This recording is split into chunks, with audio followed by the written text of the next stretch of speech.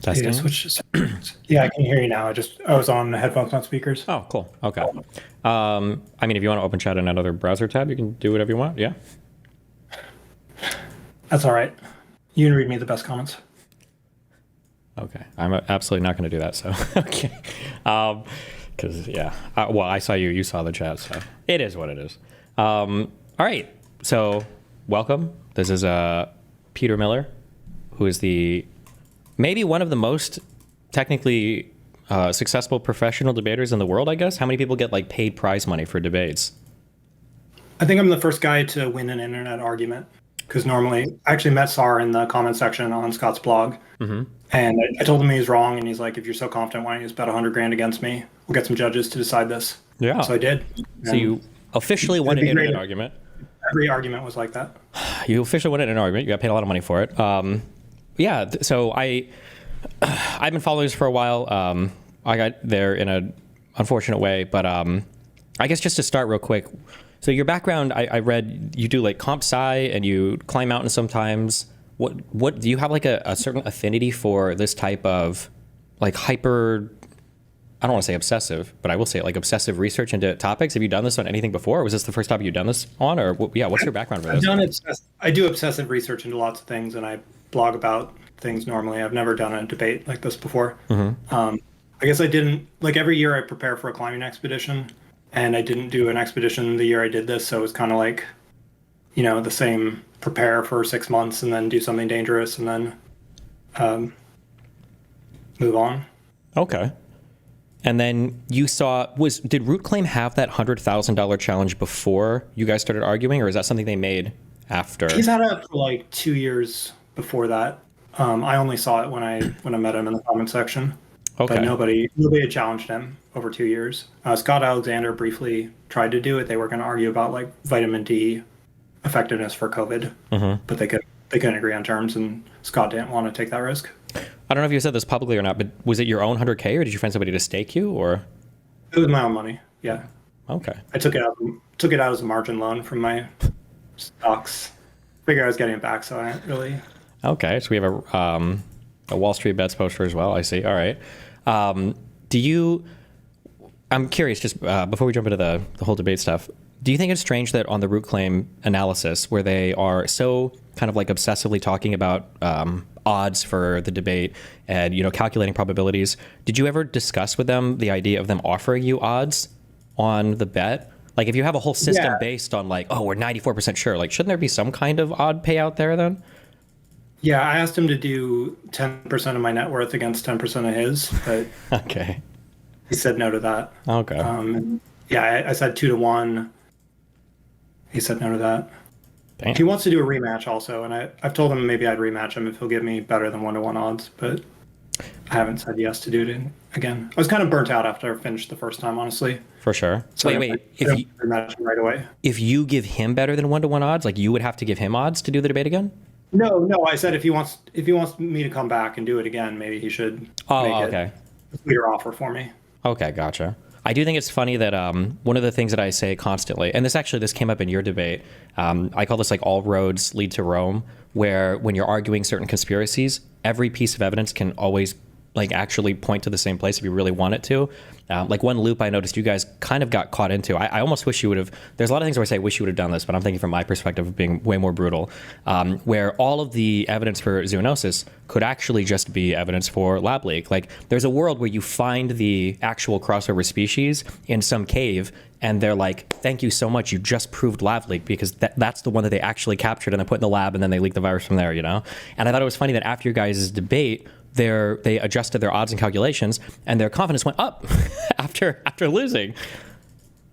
Which, every new discovery just plays into the lab leak theory. You saw that in the debate where like we weren't sure where the furin cleavage site came from. Then we found these bat viruses that had the PAA insert there, which is kind of like PRAR. We don't know if that's where it came from, but maybe that boosts the natural origin a little bit. And then Yuri decided, that just means that the lab, must have found one of these secretly before the pandemic. Yeah. And now he needs 2 secret viruses, not just the one that's like COVID, the backbone, but also the other one. And then that kept happening. They found the RBD in nature, and it's like, the lab just had that. So yeah, if you find the raccoon dog in nature, you could say, oh, the lab just had that. Hmm. Or I think what might happen is if we eventually have a really good argument that shows proves that the animals at the market were sick, because right now there's a little bit of ambiguity there, they'll just say, oh yeah, of course the animals weren't sick because somebody from the lab came in and got them sick. And if anything, I That feel way. like that would have worked as a better primary lab leak theory, because then they could say that because that would actually overcome, in my opinion, the biggest mindfuck was the fact that all of the cases started at the wet market. And at least you could say, well, they had a virus that didn't transmit to humans, and that's how they got it from the lab to the wet market. Although that would require like weird intentionality, and you need something else to explain that. But at least you would overcome this hurdle of. I just thought it was so funny. Man, there are so many points in this debate where I would have been so unhinged, because if you would have lost this debate after some of the arguments that were made and unchallenged, like the statement that you couldn't easily pass a virus on a train, but you could very easily pass it in the wet market, I would just lose it. I was like, hold on, we need to talk about this for like 50 minutes. What do you mean you would never pass a virus on a train? It's just like, yeah, crazy statements. Yeah, the whole third debate came down to SAR saying that the Huanan market's like the only place that can spread viruses The in perfect, Wuhan. yeah. Perfect. Yeah, and When then the western part of the Wuhan market is the best part. Yeah. Yeah. and then even if that were true, that also means that if one person from outside Wuhan came in with the virus, it's natural, but it comes in as a traveler, it would also show up at Huanan. So at that point, if that's your argument, you're arguing between like natural origin anywhere in the world versus lab leak in Wuhan. Yeah. Okay. On the whole debate format, I'm curious, what are your thoughts on like the root claim approach? Or we can say like Bayesian stuff, inferencing in general. I mean, I think the debate challenge thing he came up with is actually an interesting invention, and I think it would be fun to see some other controversial topics discussed this way. Maybe not the whole 18 hours, but 5 hours or 10 hours or whatever. I don't really think the Bayesian thing is any better than normal logical arguments, because you just you throw these 10 numbers together and multiply them, and you pick which 10 numbers and you pick what the numbers are, and the other guy can pick 10 completely different numbers, and it's still subjective which of those is correct. Yeah, I remember I had a debate with a guy a long time ago, actually, over it was something political, and he was the first guy I heard bring up this idea of like, well, I use Bayesian inferencing to decide. It was like, what was the likelihood that Trump colluded with Russia? And I just remember feeling the frustration as we went back and forth, where I was like, this feels kind of silly, because I feel like you're disguising all these really difficult subjective questions with math, because you're kicking the can like back up the road to picking which variables you want to value. And then once you've chosen those, that's like the hard question. Well, doing like a calculation from that point is arbitrary. Like, it's not like a sophisticated and nuanced way to come up with an answer. You're just like kicking the can down the road. And I feel like it was very much the same. And you hit on that a lot, I think, in the third part of the debate, where you were like, you could just pick whatever random numbers you want, like, but that's, and then you can double count or triple count depending on how you're measuring things. And yeah.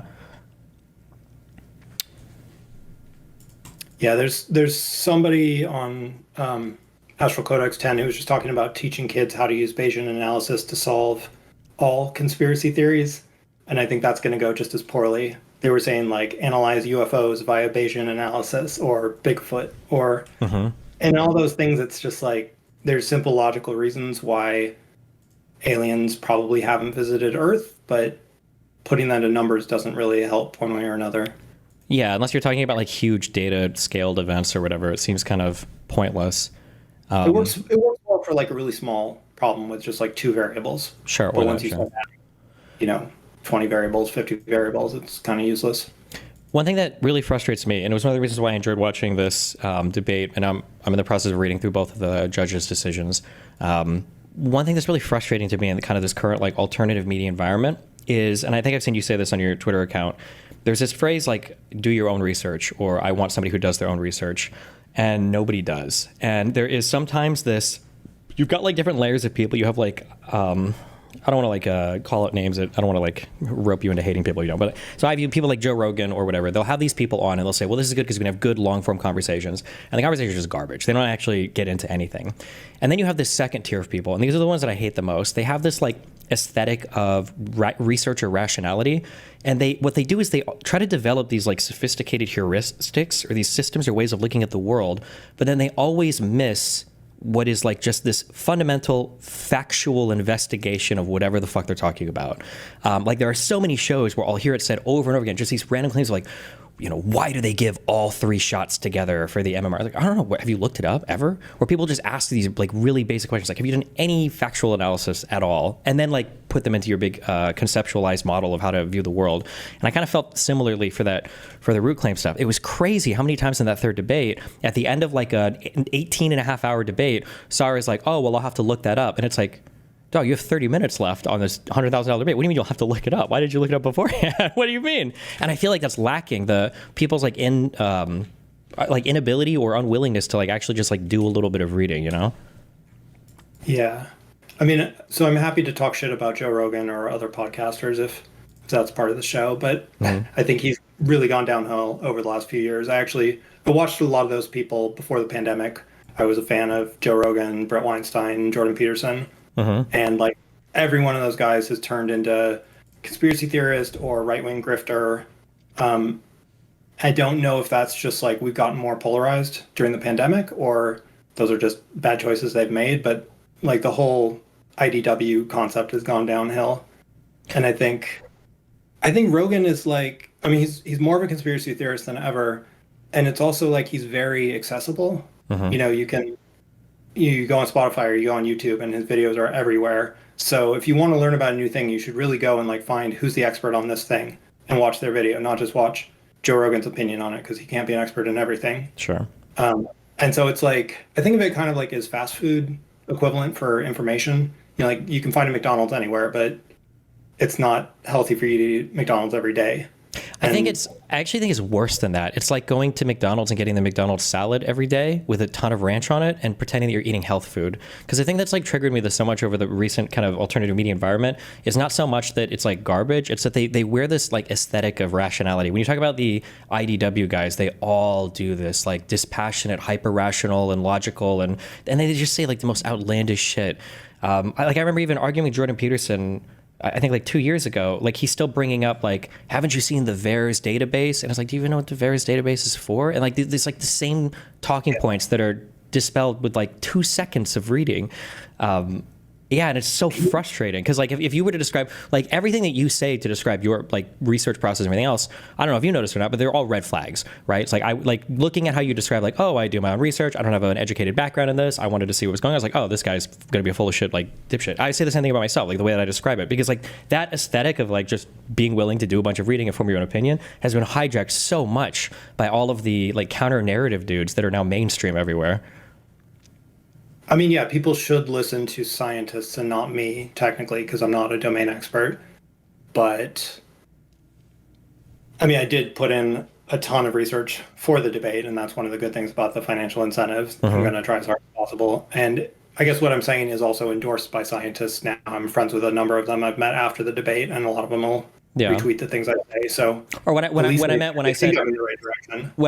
say you throw up red flags, what I mean is that like generally the people who say those things are the people that don't do any research or homework. They're the people that like they wear those things as like an aesthetic, but they don't actually follow through on any of it. They just like do the jacking off, the just asking questions over and over and over again, and they like read about nothing about the topic. Yeah. I mean, there's probably red flags there just in terms of they start out saying you can't trust the authorities. You got to trust this YouTube video. You probably don't have to pay too much attention to the YouTube video. Of all the stuff that I guess has come up, what are other topics that you've like similarly, I guess, feel like you've done this level of investigation into besides the COVID stuff? I wrote a long series on green energy a couple of years ago. I did a good one on the lead crime hypothesis that's gotten posted around. My most popular blog post I ever wrote was I compared the IQ of Trump supporters and Democrats, and that's kind of the problem with the incentives. Like any tribal thing like that gets a lot of clicks because people can just use as ammunition in their arguments against each other. But when you write about something more scientific, then it's more fun for me to learn about something that's not so polarized. But sure, it won't get as much attention because people don't care as much about science as they do about hating the other. Who ends up supporting, yeah. That was a fun one though, because like IQ discourse is something you're not supposed to talk about on the left, and then just using the exact same arguments to say like, oh, actually Republicans are genetically inferior, and they got a bunch of liberals to retweet that. That was a lot of fun. Sure. Have you ever talked to Richard Hanania? I know who he is. I've never talked to him. Oh, okay. Yeah, because he triggers the fuck out of everybody consistently. Although now he's, I think, kind of in the anti-Trump camp. But Yeah, he actually was early in doubting lab leak. He realized it was bullshit back in 2020, and I think I don't know, he's good at like not falling into groupthink. one of the things that really disappointed me, and I'm curious if you have looked at anything, you feel like there's anything similar to this, is when coming into the lab leak thing. So a long time ago, I didn't believe in the lab leak at all because all the people pushing it were conspiracy theorists, and it was like created a bioweapon and blah blah blah. But then as the years went on, and like more organizations or intelligence apparatuses have come out and been like, oh, we kind of think it was a lab leak. My opinion kind of drifted. It was like, maybe 50-50. Maybe I even said 60-40. Maybe it came from a lab. We don't know. And then truly, it was really just like the first third of your the first 1/3 of like the first 1/3, I guess, your presentation in the opening.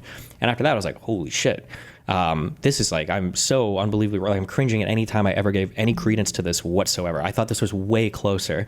And I remember, I think coming out of the first third, I was like, I feel like the biggest point you have to fight back on now is you can't have all the early cases being at the wet market, because at that point, it just seems like the argument is almost unwinnable. Do you think that there are any other, and then obviously coming out of it, I'm like, Jesus, I don't know. Yeah, there's no shot that I think a reasonable person could believe this without some kind of non-scientific information, like if you actually had evidence of agents taking a virus to the wet market, you would immediately shift. Do you think are there any other like theories where you feel like the public is kind of 50-50 on it, and you're like, I think the evidence is actually way stronger on this side than most people realize? I mean, there's conspiracy theories like that, like the JFK assassination. I think the public is like 60% on there's a organized conspiracy, and it wasn't just Oswald. It was maybe like he's a patsy for the CIA, or some collection of mutually inconsistent theories, probably. And the actual evidence would probably be really strongly for Oswald acted alone. Sure. And that's. I think that might actually be where lab leak ends up. 20 years from now, it'll still be like very much scientifically settled that it's natural, but there's never that dispositive evidence, and the public just wants to believe. They want to blame Fauci. They want an explanation for what happened, and that's a lot easier to blame some person you don't like than to blame some animal, blame some faceless wildlife trader.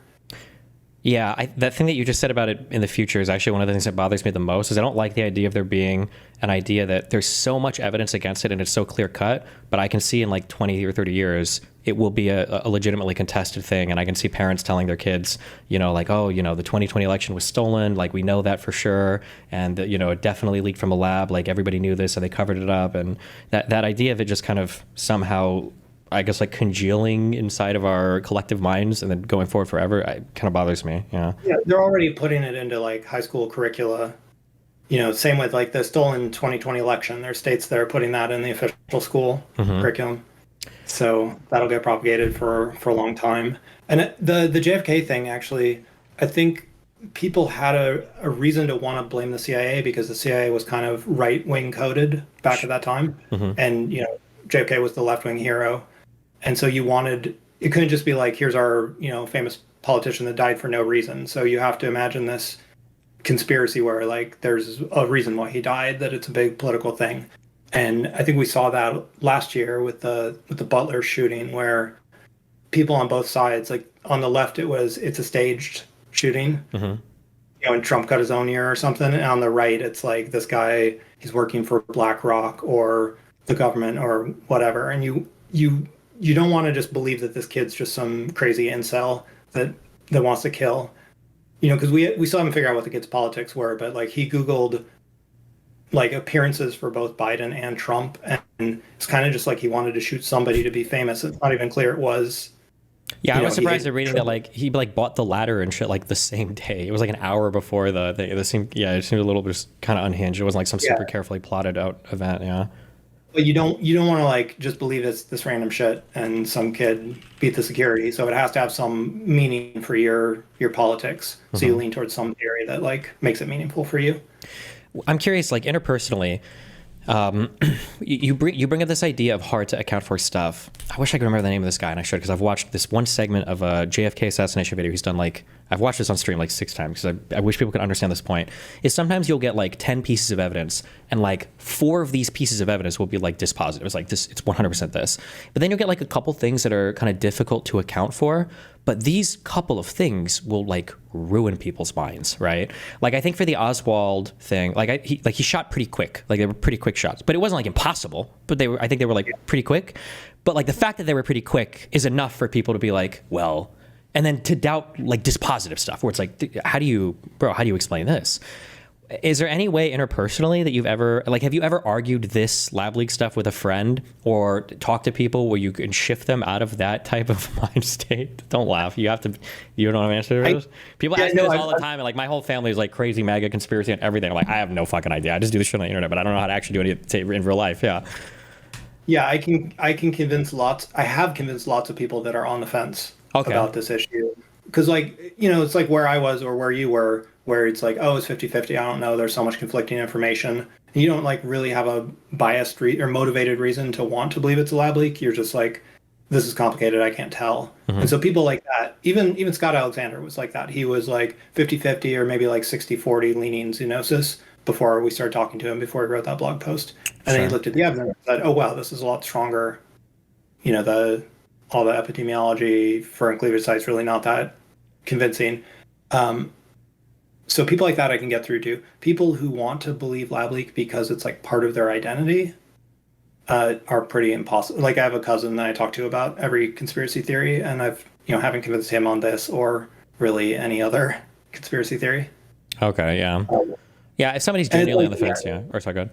Yeah, like every conspiracy theorist is a lab leaker, except for like the handful that don't believe viruses exist or whatever. But like every lab leaker is not a conspiracy theorist. Mm-hmm. There's lots of completely normal, completely sane people that just are confused on this or haven't looked into it that closely. Did this get like more attention or less attention than you thought it would on the internet when you did the debate? It still probably hasn't gotten that much attention overall. I mean, it's like 50,000 views on the whole YouTube sequence now. I think the biggest spike was when Scott wrote his article about it. Mm-hmm. So it's been very influential in certain circles, like the rationalist community that reads Scott's blog and smart people like that. I don't think it's filtered out into a wider audience, and I guess I never really thought it would. Sure. It's kind of like I could clean up my own like information neighborhood. The places I talk online, I could maybe convince them, but I never thought I'd like convince Fox News viewers or millions of people. Did you ever get any like noteworthy or semi-noteworthy people that wanted to challenge you on it after or after the debate went live? Like want to do a new debate? Yeah, like any, maybe not necessarily like a Weinstein or a Dr. Malone type, but like any of these, like maybe a tier below, any kind of like well-known, like anybody in Yuri's circle? No. Nobody? Oh. I've challenged some of them, actually. A few people have. Everyone wants to argue with me online, but then if they go for long enough, I'll eventually say, okay, let's get judges and put some money behind this, and then they always disappear. Mm-hmm. Which is, not everyone has that kind of money or that time, obviously. But I've extended that challenge to a few people, and they've always backed down. Yeah. And I think a few, I think somebody like Ridley or Chan probably know that they wouldn't win this kind of debate. Like their evidence just doesn't, it sounds great in like 20-minute format with a couple of bullet points, but it doesn't actually hold up in a debate. So mm-hmm. It's hard to know who's like, a true believer and who's lying, who's a grifter or whatever. Because there's a mix, like Sarr obviously believes this completely. Mm-hmm. And he thinks his Bayesian reasoning works all the time. Sure. And he's not lying about any of this. But there's probably some people that are.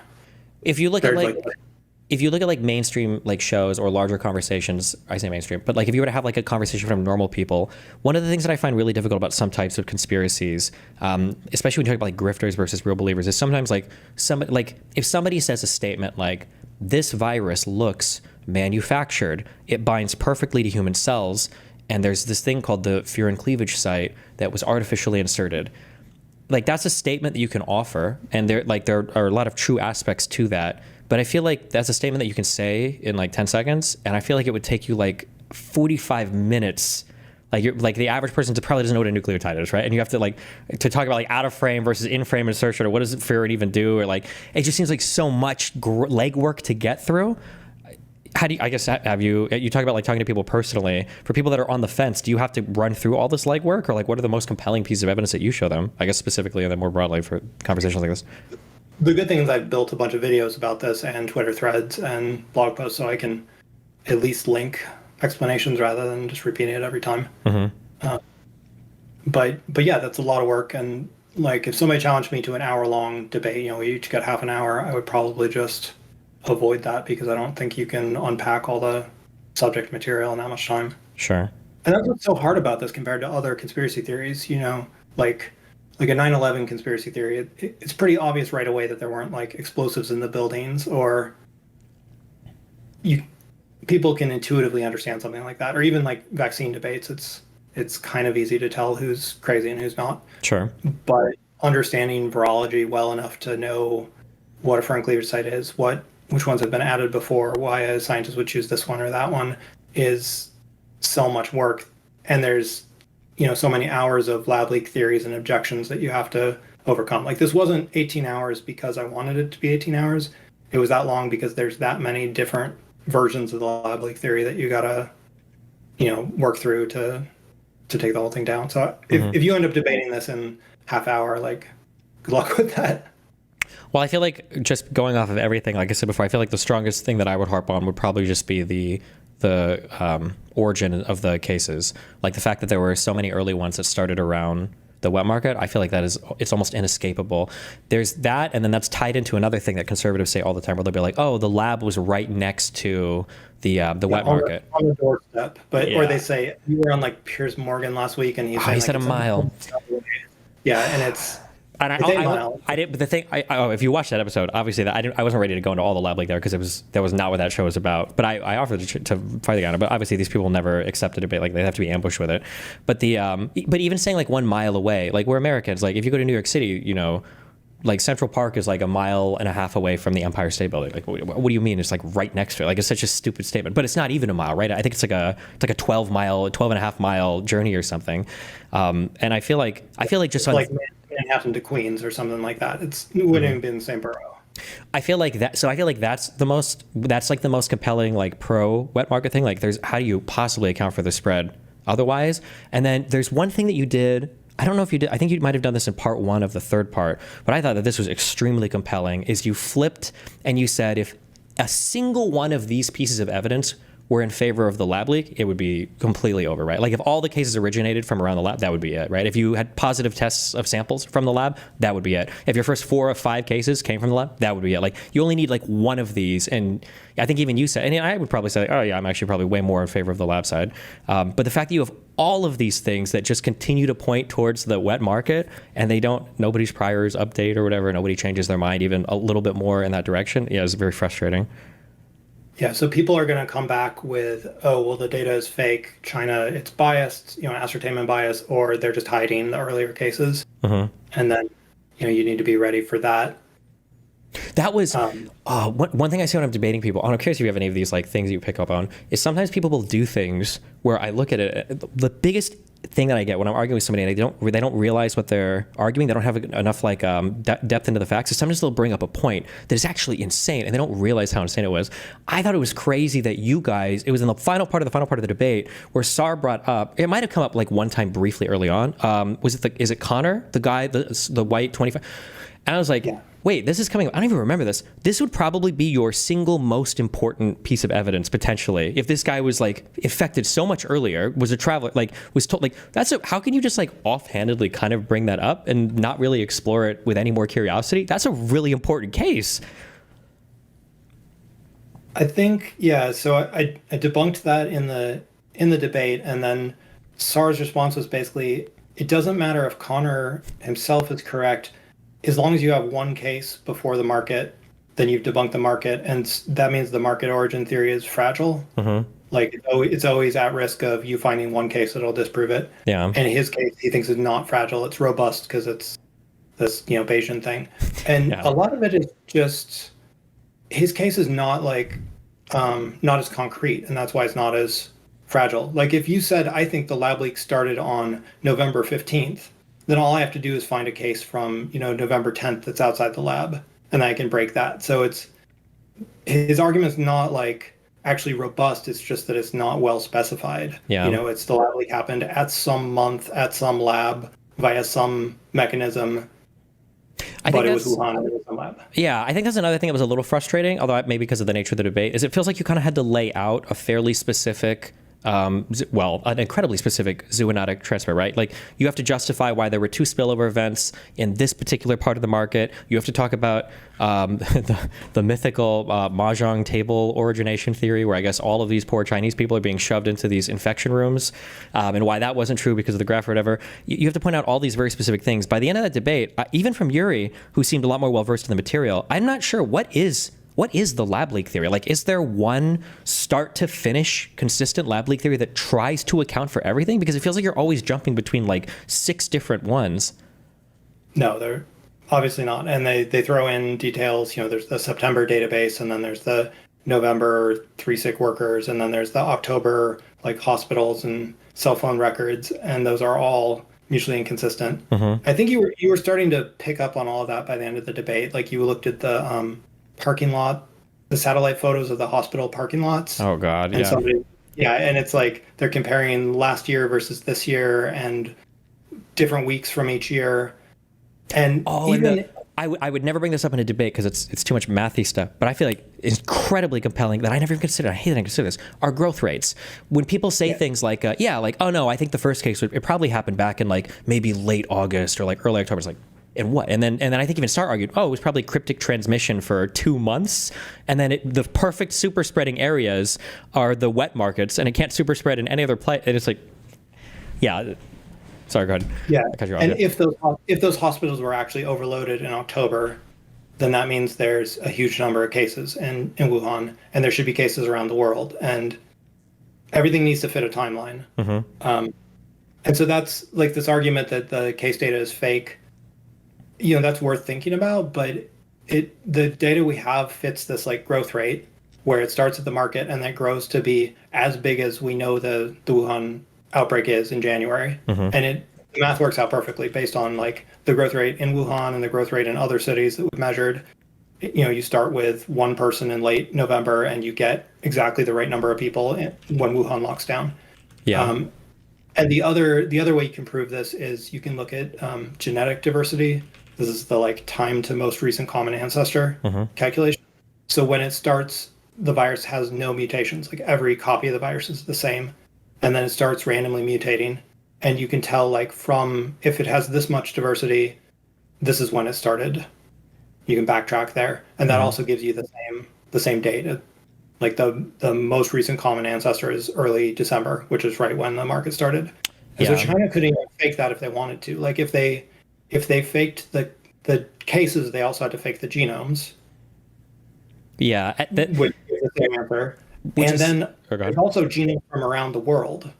And if you run this math on like the diversity, the genomes around the world also point to it started in late November, early December. And it's the same math as if you do it from the genomes in the market. So now China has to fake every genome in the world, not just every genome in China. So that's getting impossible at that point. Yeah, and it's funny because what you're talking about there would actually be a really good place to apply some sort of like probabilistic inferencing, right? Is like, what are the chances if we see a thing that's spread in this way over and over and over again, empirically, not theoretically or hypothetically, like we actually have measured it, like wouldn't it be more likely to do the exact same thing in these different environments, or in the Wuhan market environment? It's very annoying that there's 2 levels to one. People will say something like, oh, they faked some data. And one, people won't realize the level of investigation you can do, right? Where it's like, sure, you can fake some data. But then like you said, like you were sequencing genomes from so many of these viruses. This is a very, very hard, you can't just like, flub like an English essay and hide, like some guy's name in a paper. This would be a lot of work to fake this. And it would require a lot of, it would be a lot of work from a lot of different people collaborating who've never leaked it and they've never made a mistake and all these other things. And you didn't even focus. You'd have to start early. Also, you can't just You can't just go back and fake it, because they're giving out data through December. Yeah. So at what point did they know about the lab leak, and when did they start faking it? Yeah, and you brought this up, and you didn't lean much into this, but I thought it was a good point. It's like, not only were they faking it, but they were doing it while going out to dinners and taking pictures with all the other researchers, and nobody was like letting anybody in on this. But one thing that's like very frustrating, and I find that when I see people do this, that I really start to question the motives, is they'll have this like theory, okay, and then they'll have like they'll have a conspiracy, and they'll have a reason to back it. Not all conspiracies are false, but they'll be like, oh, China definitely wants to cover this up, but they won't even consider for a microsecond. And I could be wrong, but my opinion is, just based on how China wants to present itself to the world, is trying to grow, middle class, be industrialized.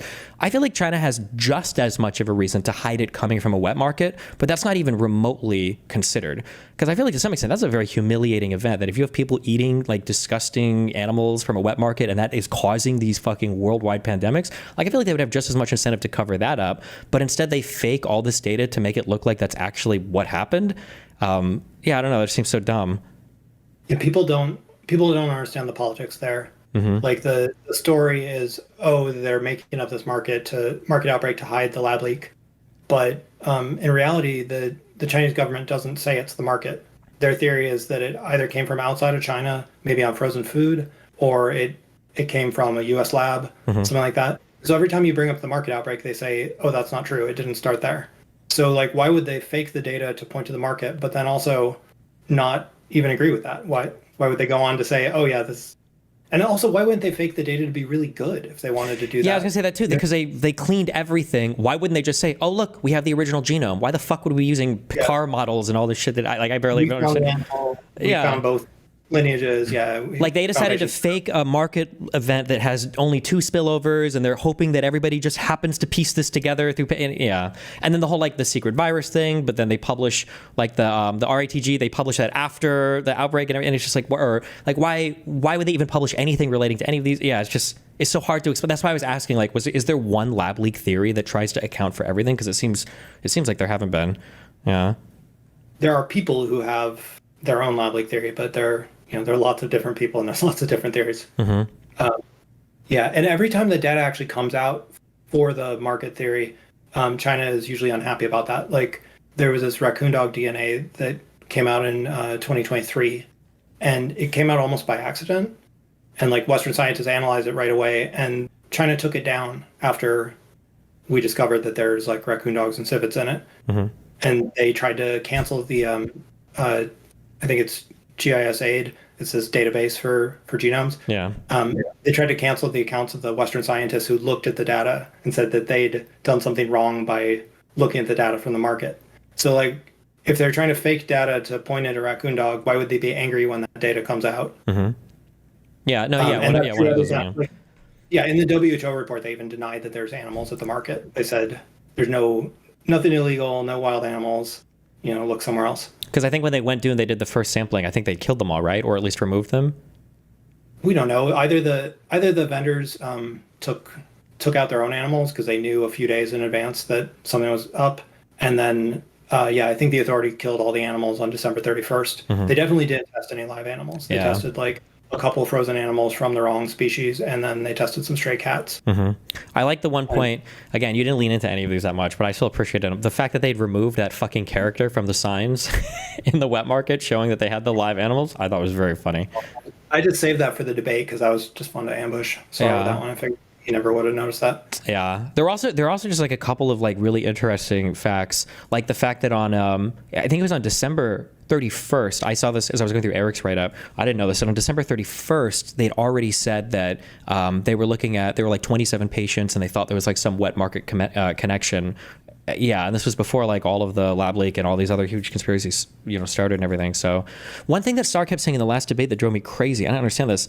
You kept saying that because when people get sick at hospitals, I guess my guess is they keep some samples, I guess, to retroactively test if they need to. That's what it sounds like from your debate.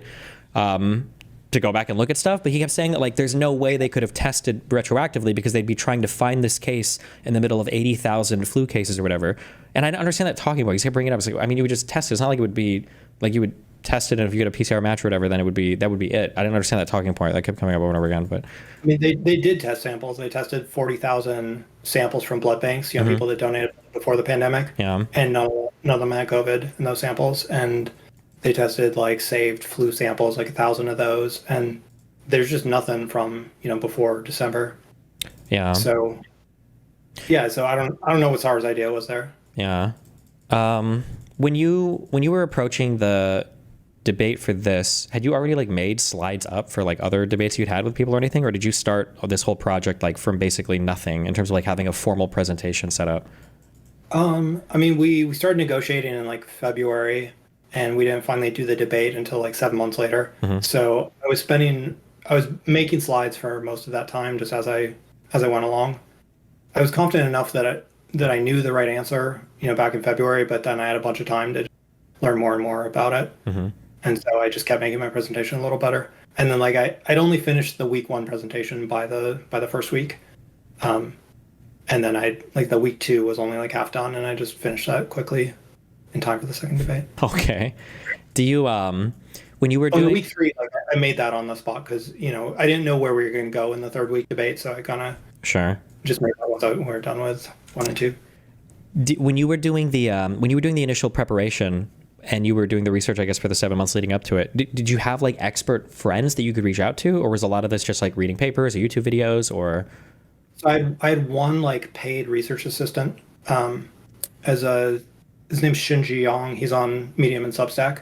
He's a kid in Malaysia that just finished his master's degree. I think he's starting a PhD right now. So he had more like biological sciences experience than me, Mhm. and he's also he's more diligent than me. I think like I'm kind of ADHD, and it's hard for me to sit down and read like 10 papers about something. Sure. So I'd give him like a topic and say, read every paper about Frank cleavage site insertions or something like that. And he'd read them all, and then he'd send me like the two most important ones and the summary of the other. And then that worked really well, especially like during the debates when we only had like a week in between to research stuff. I could offload stuff to him, and then I didn't have time to, I could focus on the more important stuff. So I got help from him. One guy on Twitter calls himself Everythingism, and he'd been arguing this on Twitter for like the whole, since 2020. Mhm. So he knew a bunch of the arguments, and he could help out a little bit. I reached out to some scientists, but they mostly didn't respond. Gotcha. It was mostly those guys. I wouldn't have guessed the research assistant part because it seemed like one really big strength that you had in this debate, and I got really irritated because the questions I felt like were very different on both sides in terms of the complexity of the questions, is anytime you were asked about any part of a paper that you brought up, you seemed to know like not only exactly what the paper was talking about, but sometimes even like what other papers referenced for the same subject. So it seemed like you'd read like a decent amount of these, or there's no Yeah, way you were just going through an abstract. Like it seemed like you were doing a decent amount of reading for this to be ready for it. there's a trade-off. Like you can't do it all in parallel because you need to know it well enough to, speak on the spot. But Mhm. so he could help me like find the most important papers to read, but I still had to do, I still had to read enough of it to know it. So it was like having a second research assistant probably wouldn't have helped because I would have just had, you know, I would have still had to read the same amount myself and memorize the same amount myself. Yeah, for sure. Did you, when you guys were debating on the judges, this is the only reason I wouldn't do a debate like this is because I would be so concerned about having good judges. What was the decision process like for that? We were actually in agreement on that, and that's, so we tried to do famous people first. We tried to get Scott Alexander and some other like famous rationalist bloggers to be the judges, Hmm. and none of them really wanted to do it, or they had weird conditions. Like Scott was willing to do it, but he wanted to do it written, not live, Hmm. not verbal. And he also wanted to make it anonymous, so he wouldn't have any like bias towards which side was which. Sure.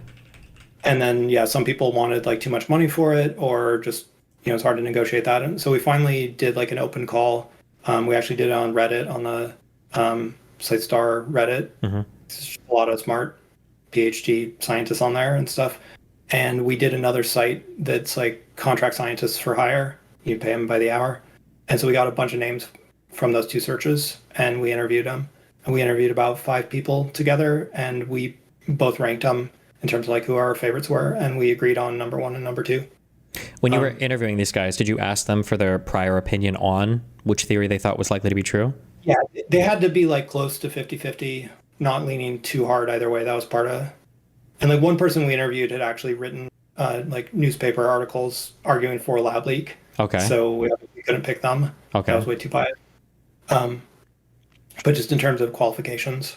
Okay. And you weren't paranoid about like some secret, either lab leaker or him being paranoid about some secret zoonotic guy? Well, I was paranoid for sure, but because one of the guys, Will Venturin, has actually worked with David Relman, who's a lab leak guy, Okay. but like he was a student under him. But David Relman is like one of the sanest lab leak guys. Like there's a handful of people that are like him that are just like, we don't know for sure. It's important to investigate. But David's not out there like pitching the individual theories about, the stuff that's easy to debunk. So I wasn't, I had like a vague fear that like David set him up to it, but didn't turn out to be true. Okay. Is there a reason And why it's unlikely that like both of them are going to be biased also. Sure. So Is there a reason why you went with 2 instead of 3? that was Sar's choice. Okay. I thought it was crazy at first because it can draw, but also Yeah. maybe that's like a feature because for some issues maybe they're so controversial that you do want a draw. We gave each judge the right to do like yes, no, neutral also, or Okay. like zoonosis, lab leak, or undecided. And so it was like if one of them's undecided and one votes zoonosis, then I only win 50K. Yeah, I saw that in Eric's intro. He wrote that. Did you, when you guys were deciding about like the debate format, did you have like a time in mind in the beginning? And why were you okay with, or was it a big deal that he got to kind of like bring a ringer in for the middle part, that Yuri could come in to debate the middle part? Yeah, good question. That was a hard part about the negotiations. He actually wanted it to be me versus the root claim team originally, Okay. so it'd be like a 1-on-5 debate because he has his own research team plus Yuri.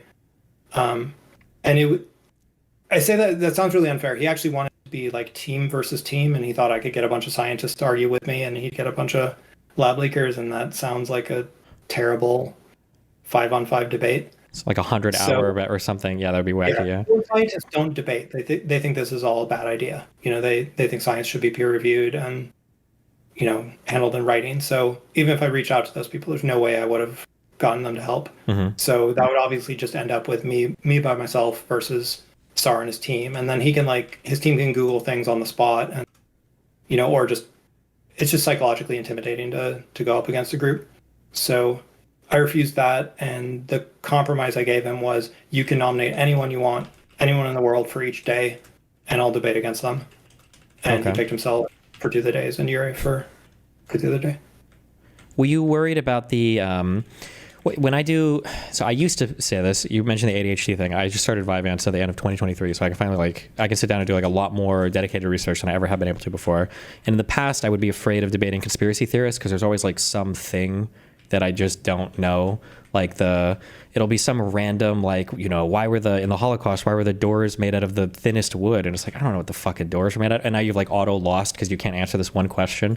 Were you worried that with somebody like Yuri, that he would be able to bring up some kind of like really obscure thing, and then you would all of a sudden be like, you bring up like the nucleotide sequence is this inserted, and it's like, well, it's an out-of-frame insertion, and then he's like, well, actually it's really commonly used that in some labs they use out-of-frame insertion techniques, and you're like, oh shit, that whole talking point is debunked now. Like, were you worried about anything like this? Or I was worried about both of them originally because I didn't know what I was up against.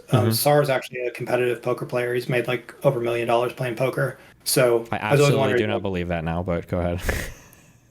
So I was always wondering how much he's bluffing, how much there's strategy I'm not expecting, and as it went on, I was okay. I've seen a slide. Okay, we've had one debate. I was way more confident for the third debate than the first debate. For sure. And Yuri, obviously he's been doing this. He's like the co-founder of Drastic, so he's very experienced with all this stuff. I think he's actually really repetitive. He has all his favorite theories on Twitter, and you can just read every tweet he's ever written, and what theories he's going to go with. He's not going to make up new stuff on the spot. So I thought that made it easier. I brought that up once when I had an argument with it was a philosophy guy it was like trans issues, but sometimes really educated people or really prominent people can seem scary. But like you said, it's actually, sometimes it's really helpful because you have a whole log of all the arguments they've made. And sometimes in a kind of weird way, if they seem the most experienced but nobody's pushed back on certain arguments, or if there is pushback that they haven't responded to, it's like a really easy copy paste cheat thing. And I noticed that he kind of smiled a lot, and it was kind of an uncomfortable spot because you could bring up some of his tweets. And it's like, well, he tweeted this, and then he changed on this, and then he changed on this. I feel like he didn't really have great responses for that most of the time. And it's like,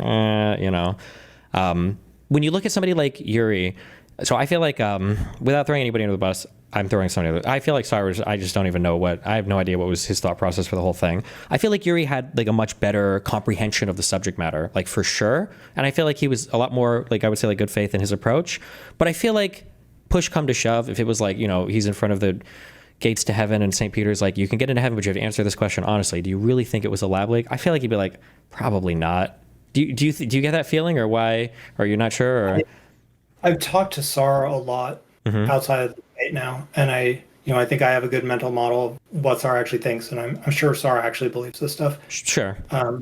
He falls back on the Bayesian thing, like, the evidence has to be there because my argument says that the evidence is there. Like, I don't have the case data, but it has to be there somewhere because, my Bayesian analysis has to be true.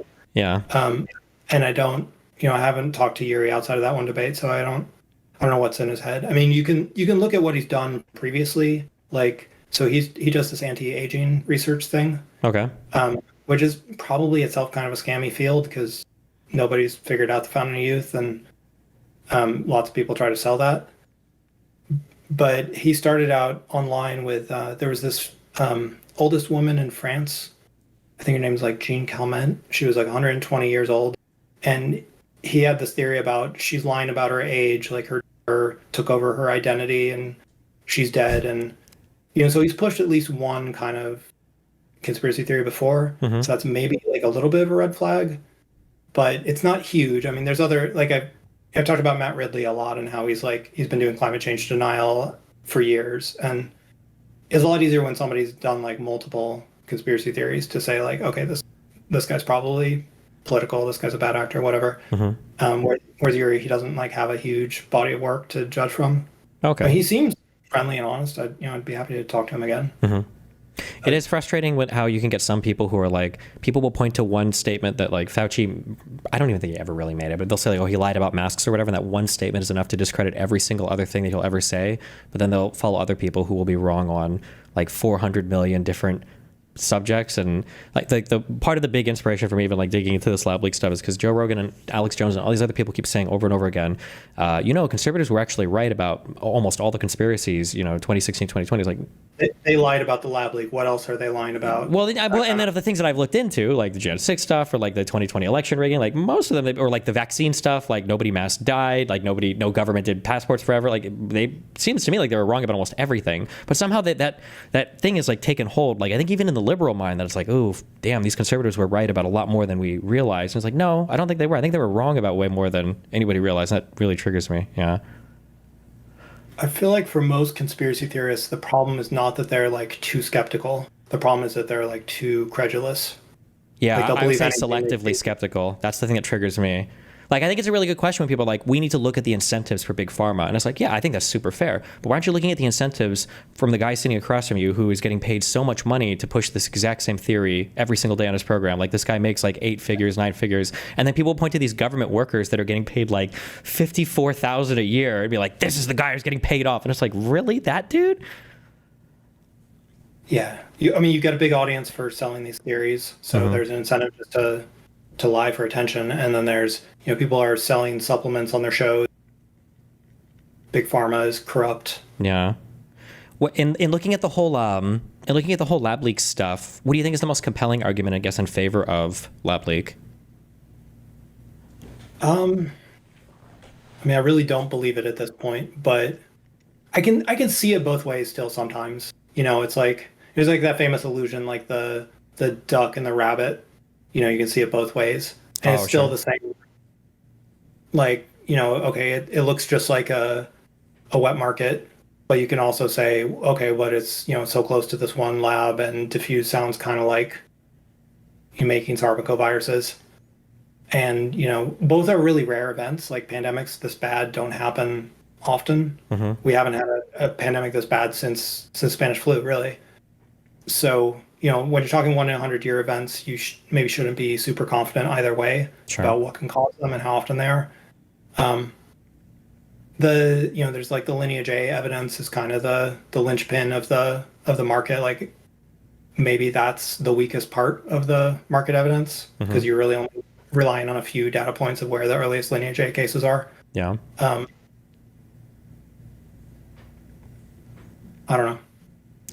Do But there's so many issues. Like it doesn't look like the virus they'd make. There's so many theoretical lab leaks. If we're doing the Bayesian thing, like Mhm. you can imagine of all the viruses they could leak, most of them would be really obvious because the first case would be at the lab. That would make it obvious. Yeah. Or it would have one of these backbones that they've used before, like the WIV1 backbone. Hmm. If it had that, it would just be 100% obvious it's a lab leak because that couldn't happen in nature. Or there's like this restriction sites argument. If you they made some viruses in 2017, and if one of those ones had leaked, and even if you didn't know the backbone, you'd never seen it before, you could still tell it was fake because they put restriction sites right on the spike protein, Okay. on both sides of the spike protein, and because they did that to swap out the spike. Yeah, because it reads easier in a test or whatever. Yeah. When they're kind of, yeah. Yeah, and so there are restriction sites in COVID, but they're nowhere. They're not in like logical places. They're just randomly throughout it. Hmm. This got debated once. I was gonna say one of the papers you brought up, like a really, I say really compelling now that I'm fucking over, like a pretty compelling thing to me was there's this argument that it was like perfectly manufactured to infect humans. This is brought up over and over again, but that D614G mutation, you had brought up a paper, and I think Eric asked you a question of like it seemed like there were already some infections before it was like transferred to the first generation to see like how quickly it evolved. And I think we went and found that paper, and this is a mutation that I think shows up like in you were guessing at this, and I think it was correct. It shows up in like a single infected animal, like a zero generation. I think that mutation pops up. Yeah, you're actually talking about the humanized mice paper. Yes. And I actually got that one wrong in the debate. I thought I had, so I come up with all these, like looked at papers. If you put the virus in this kind of cells, does it mutate? And then if it doesn't have those characteristic mutations, you can say, okay, it wasn't grown in this kind of cells. And so I found like, all 10 different kinds of cells you could use and ruled out most of them one by one. And then I tried to also rule out mice and say, oh, it has, if it was in mice, it would have this mutation. Sure. And I was actually reading I was reading about a different kind of mice, not the transgenic mice. Oh, okay. You might have been, but with that whatever graph you were showing, I think we went and looked for that. Yeah. How fast would it mutate? You read I saw that. I was watching some of your debates. And I watched when you pulled that one up, but it was the wrong kind of mice in that paper. Oh, so okay. I had the right claim, but so like you can't actually rule out the humanized mice that way. Sure. But they do they do BSL-2 on cell culture, but they did BSL-3 on animals. Okay. So if they did use mice, you've already lost one part of your argument, like the low biosecurity part of it. And also they'd probably have to use a cell culture first before you put it in the mice. Yeah. And also it becomes like, so it's hard to rule out every single version of here. I was just trying to show that like most ways you could make it, there'd be some way to tell it was lab made. Yeah, I think and this is, you would never do this argument in a unstructured 10-hour debate. But I think that when you run through all the science, I think one of the hard things is people don't realize like how much and how exceptional this virus would have to be. Like you kind of brought up, you have to be using like a novel, undisclosed backbone, and this would have to be work that's not being cataloged anywhere. And they're also publishing papers in the meantime that, and they're keeping this in and nobody knows about it. It hasn't leaked. And then they're using like potentially different like genomic techniques. Because I think that, I don't know if it was to like do the, like they're doing like non-predicted domain binding motifs, like there's just like all this new stuff that's being done, and they're also publishing stuff in the meantime, and nobody's cataloging this. There's any idea what's going on, and it's not even really being done in the right lab, because I think that diffuse proposal would have had a lot of this being done at the one in North Carolina. Yeah. And it's hard to just say, like, it's hard to explain all of that without walking through like why each of these things would require so much novel research. And then on top of like, despite keeping all of it secret and all of it safe and all of that, but then it like leaks and it happens to leak to a wet market and none of the science researchers get sick. It's just like, yeah, it's so wacky. Yeah. I was really irritated by the end of this because and I don't know if maybe I'm swinging toward the other side, but it seems exceptionally impossible. Like, I don't know if I could take somebody seriously who said they've done a significant amount of digging into this and they are pretty like 50-50 on it or whatever. It seems almost impossible to believe in the lab leak right now, unless you have some like extra intelligence, like an actual plot, Yeah. But all the intelligence is just like coming straight out of the Trump administration. Which is a reprint of all the same shit from before, or with sentences missing sometimes. Like you get this headline saying like, "Oh, CIA changed." Now they think it's a lab leak, but that's actually happened the same day that Trump put John Ratcliffe at the CIA. Sure. And John Ratcliffe had already said like 2 years earlier that he believes the lab leak theory, and his evidence for it is just that story about like the 3 sick people at at the Wuhan lab. Who and that were- story is just totally made up. Well, I don't know or I guess I don't know what you mean by when you say totally made up, because I looked at that. I don't know if you brought this up during the debate or stuff that I read. There were people that had gotten sick over like the entire fall. But like when it was first written about, I don't know if this was in 2020 or whatever, it was like there were people that had gotten sick in the fall, but a lot of them had like viruses that tested positive that weren't COVID. You know, one guy was, I think, in the hospital, I think for like a fracture or something. Like nothing there was like COVID exclusive stuff.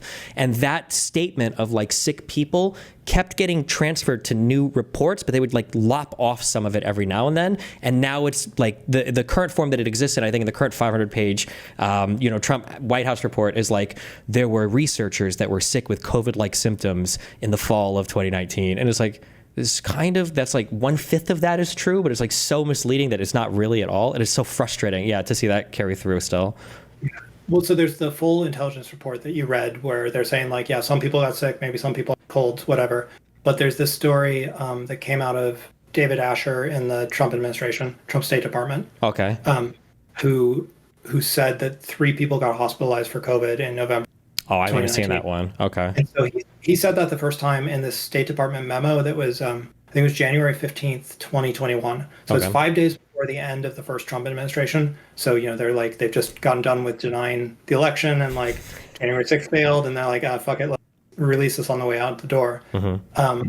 And then that kind of went silent. Oh, he also told that to a few newspapers at the time. So he had a few different versions of that story. And like one of them is the 3 people got sick and one of their spouses died. And sometimes he leaves out the dead spouse. And sometimes he says it's like, we know they got bit by a monkey at the lab. It's like every time he tells the story, it's different. And so that goes silent for a while. People, Biden's in office.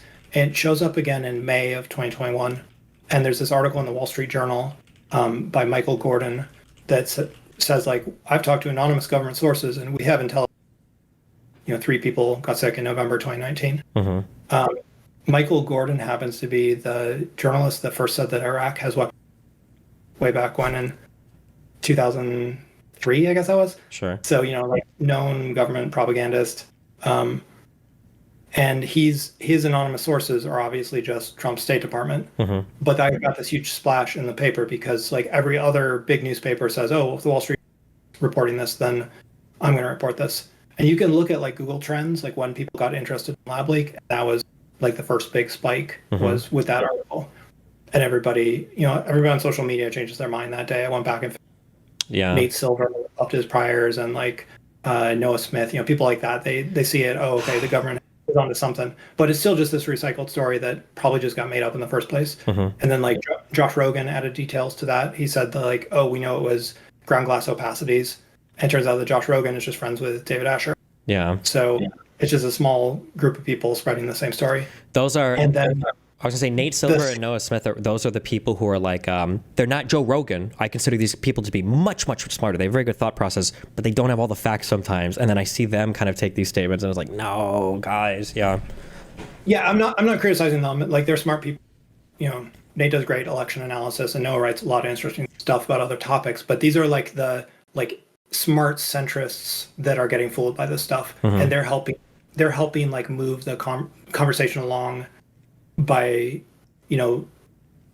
bringing it to the mainstream, right? Like it used to in 2020, it was this right Li Mengyan on Fox News saying it's a Chinese weapon, and then by 2021, they've like this new and improved lab leak theory where it's not a bioweapon, now it's a leak, so it's easier for people to talk about, and they're getting more like mainstream and centrist people to believe it, and then like Jon Stewart was also influential that year, but a bunch of articles like that. But it's still just like fake intelligence. There's no, as far as we can tell, there is no actual intel on 3 sick people. Yeah.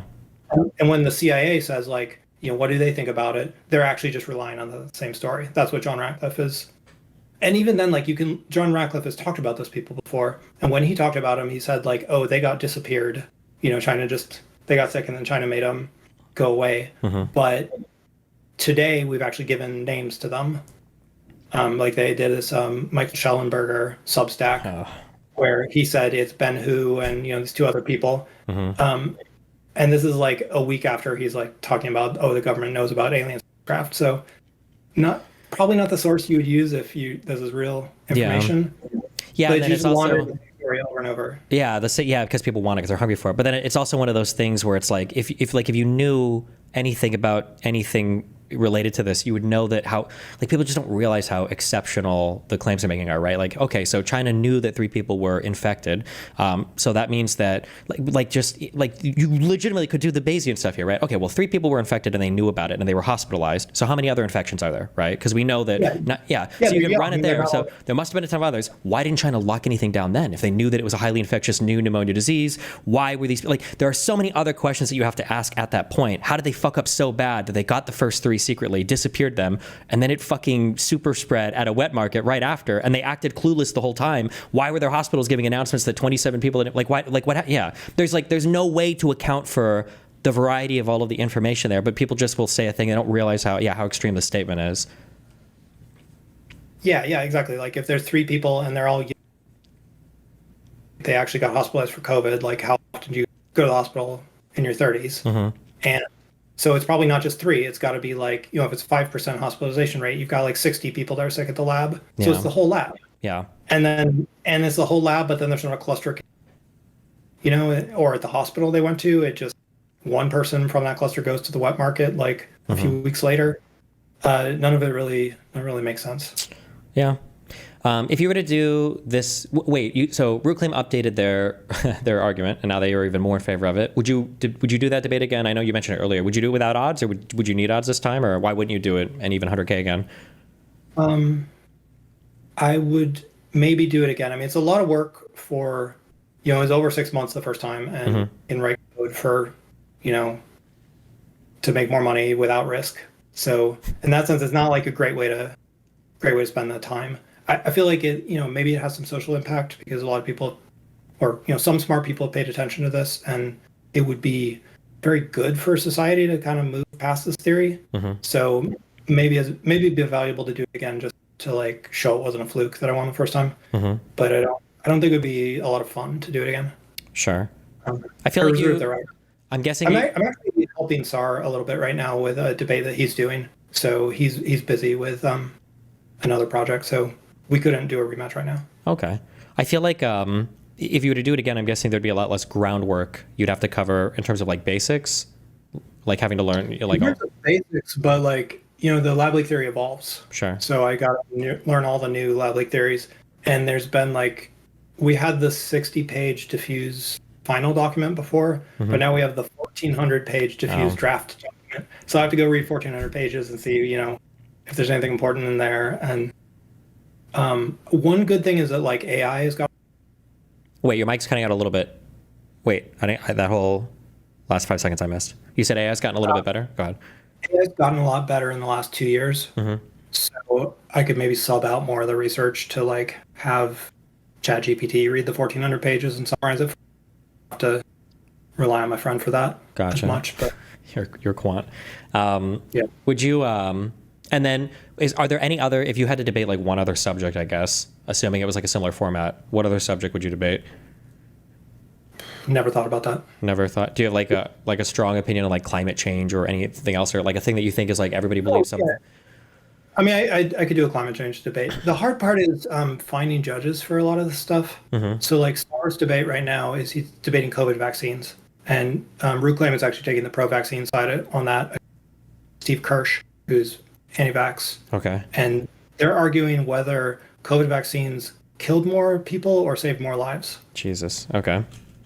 And that's a pretty easy question to answer. Like I'm not 100% pro-vaccine. I think there were side effects, and you can have a nuanced discussion about like how safe and how effective they were. But it's obvious they saved millions of lives, and it's obvious they didn't kill a lot of people. Sure.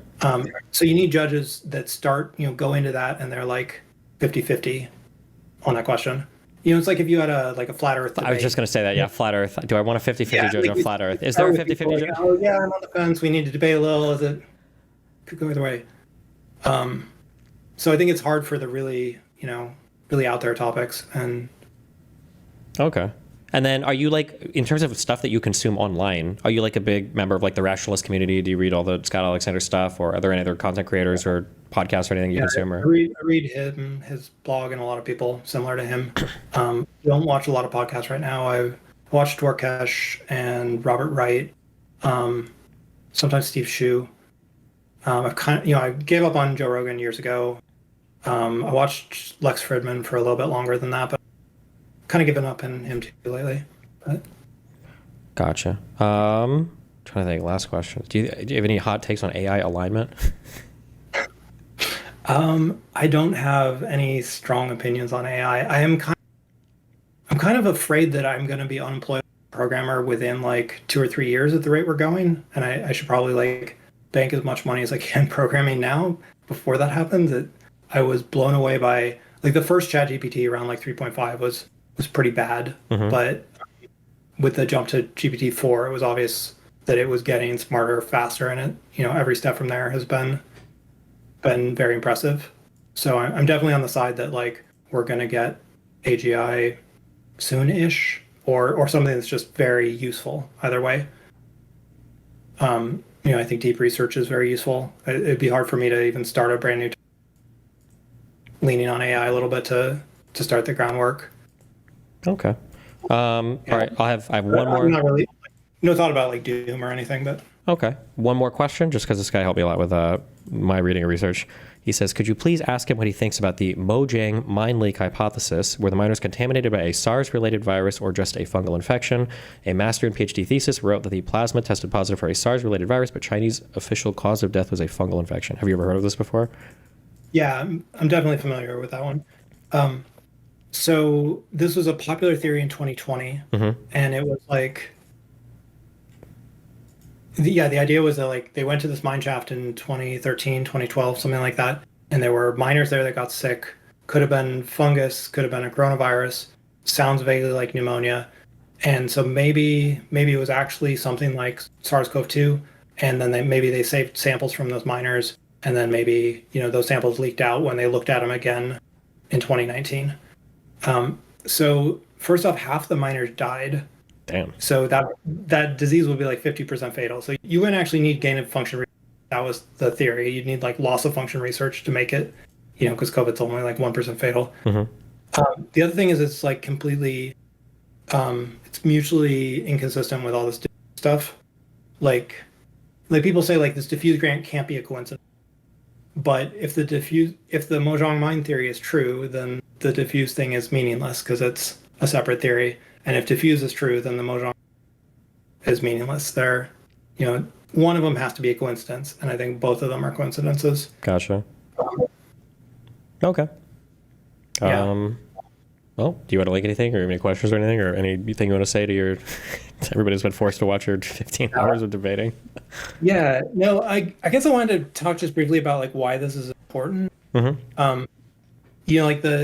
In 2021, this was all just kind of fun. Like people are spreading wacky vaccine conspiracy theories, and I was debunking them just because I wanted to know what was true. And like, does ivermectin actually work? Why do I believe this? Like, I had friends that didn't get the vaccine and they went and got ivermectin online instead, and I wanted to know, like, is this crazy? Are they gonna hurt themselves? Yeah. But the thing now is that like all these theories are so mainstream that they are the government now. Like RFK Jr. is the head of Health and Human Services. Yeah. And so he has like he fired all the competent people who do vaccine policy, and he replaced them with like Dr. Robert Malone. Yeah. Yeah, exactly.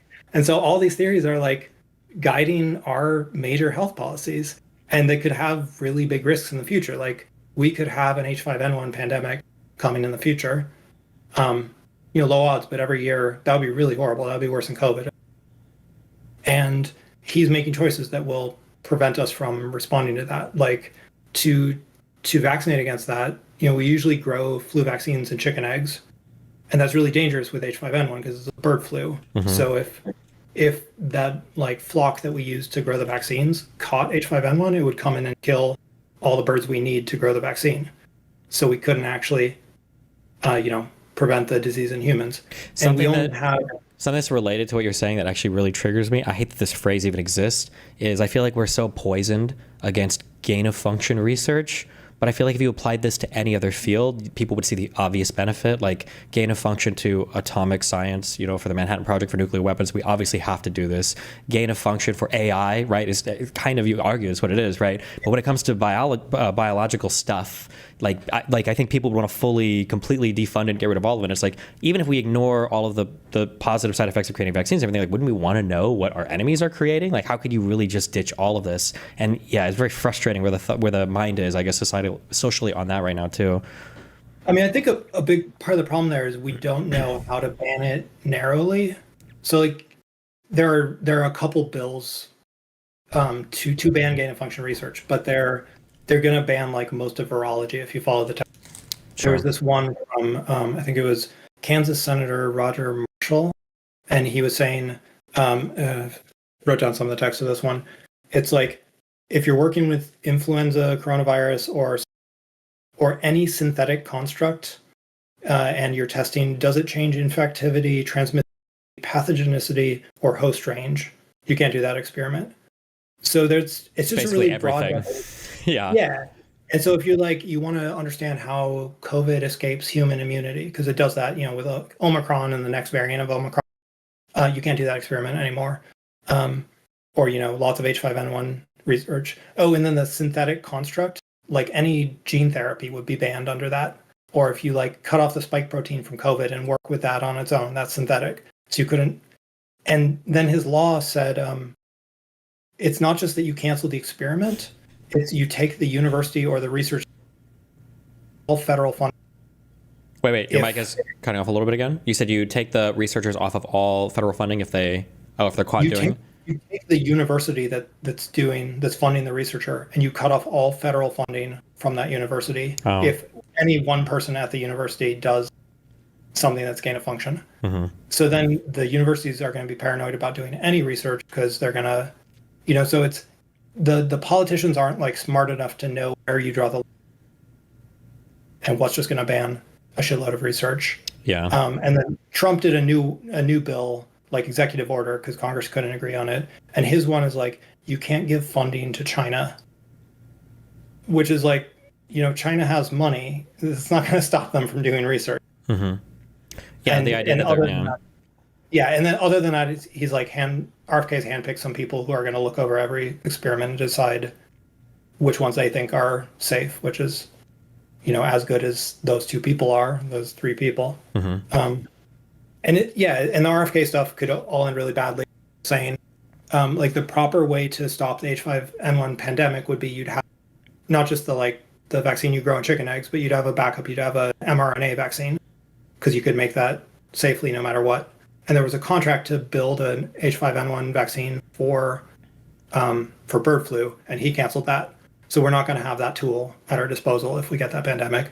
Mm-hmm. And then he banned thimerosal, which is a preservative, and that's in our stockpile of vaccines. So we won't have a stockpile, and we won't have because of his fear of mRNA and fear of thimerosal and all that. I was really disappointed. I'm because I'm a big liberalism and capitalism guy and globalism. I'm all in on that. And I feel like the mRNA stuff was so cool, and and it came under a Republican president, so maybe we can all protect it and defend it. And that whole concept has just completely been trashed, and it wasn't even just the mRNA vaccines. I remember debating people 5 years ago as far as in 5 years you guys aren't going to be okay with this, right? You're saying you need to see it be safe for more time. How much time? And they're like, no, 3 years, bullshit.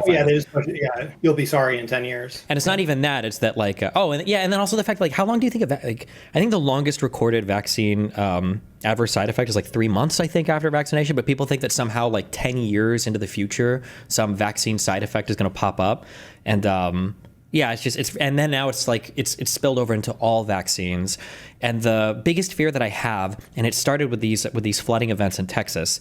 And I don't know a ton about climate change. I know the talking points from the headline articles. I haven't deep dove into this, but it's frustrating because if it is the case that weather events are becoming a little bit more extreme due to changes in climate, I'm okay, well, maybe this kind of gets more people on board with climate change, anthropogenic driven climate change, maybe. But instead it's actually, no, we know that it's because Jews are creating clouds that are seeding, our destruction. And so I'm wondering, are we, right now we're seeding the destruction of our fucking scientific research institutions. And if in 10 years everybody starts getting sick and dying, I don't know if it's going to be, oh shit, we made a big mistake, or if it's going to be, oh my God, Epstein came back from the grave to infect children children using Bill Clinton's DNA to try to punish us for defunding scientific research. And we're not even going to be able to draw the connection between why did we stop doing this and now we're paying the price for it, but you don't even know what we're paying the price on, you know?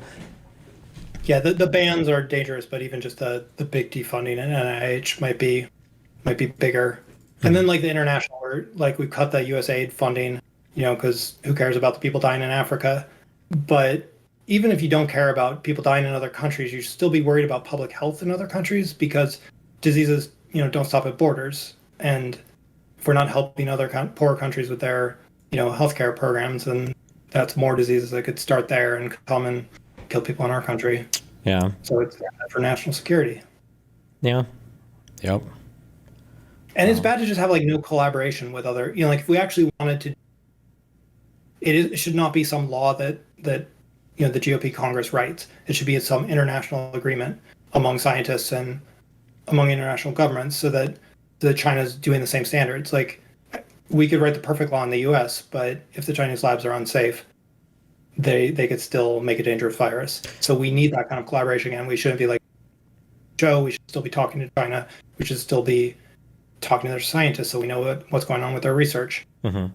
Yeah, that really bothered me about it's totally over the top. But like when the UK wanted to Brexit and they were like, well, we feel like we don't have enough decisions over what's happening in the European Union. It's like, okay, well, when you Brexit, you'll have absolutely no fucking influence over the decisions that happen in the European Union.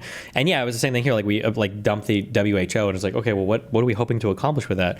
Because yeah, like you said, it's like, it's not like everybody's going to stop doing bad stuff that we are accusing them of doing or think they're doing out of principle. Like you have literally no more mechanisms of control on any of these organizations, and you have less communication, like you said. Yeah. Well, are you optimistic for? Yeah, are you optimistic for the future? I guess politically and scientifically and whatever else for the United States, or? I mean, I hope we turn around in, you know, 1 to 3 years. Okay. I don't really care where that comes from, whether that's, you know, a shift in the Republican Party to be more sane and more centrist, or whether that's the Democrat. I'm not happy with MAGA, and I'm not happy that all conspiracy theories are part of MAGA. Oh, sure. Yeah. You know, like the way that like everything slots, like the Make America Healthy Again becomes part of MAGA, and anyone with a crazy idea can join MAGA. Yeah. Yeah, not good. Yeah. And then it gets integrated into the DNA of them and they believe everything. Yeah. Yeah. Okay. Well, hey, listen, I appreciate the conversation. If there's anything you want to talk about, you can always poke me and hop on and we can chat. And yeah, I appreciate it. Thanks a lot. Yeah, thanks for having me on. Yeah. Good luck. Have fun. Peace out. Wait. Oh, fuck. I should link his Twitter, I guess. I was going to ask if there's any place that he wanted people to find him.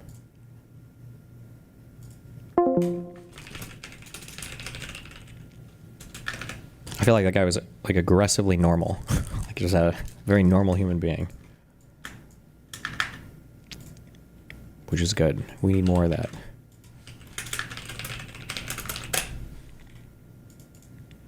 He's a Twitter and a Medium. Does he have a Substack? I don't know if you can charge for Medium subscriptions.